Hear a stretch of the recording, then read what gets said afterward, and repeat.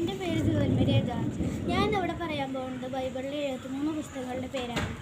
ഉൽപ്പത്തി, പുറപ്പാട്, ലേവ്യർ, സംഖ്യ, നിയമാവർത്തനം, ജോഷുവ, ന്യായാധിപന്മാർ, റുത്ത്, 1-2 സാമുവേല്, 1-2 രാജാക്കന്മാർ, 1-2 ദിനവൃത്താന്തം, എസ്രാ, നെഹേമിയ, തോബിത്ത്, യോദിത്ത്, എസ്തർ, 1-2 മക്കബയർ, ജോബ്, സങ്കീർത്തനങ്ങൾ, സുഭാഷിതങ്ങൾ, സഭ, പ്രസംഗ, ജനത്തമഗീതം, ജ്ഞാനം, പ്രഭാഷകൻ യെശയ്യാ, ജെറമിയ, വിലാപങ്ങൾ, Baruch, Ezekiel, Daniel, Hosea, Joel, Amos, Obadiah, യോന, മിക്ക, നാഹും, ഹബക്കൂക്ക്, സെഫാനിയ, ഹഗായി, സക്രിയ, മലാക്കി, മത്തായി, മാർക്കോസ്, ലൂക്ക, യോഹന്നാൻ, അപ്പസ്തോലന്മാരുടെ പ്രവർത്തനങ്ങൾ, റോമ, 1-2 കൊരിന്തോസ്, ഗലാത്യ,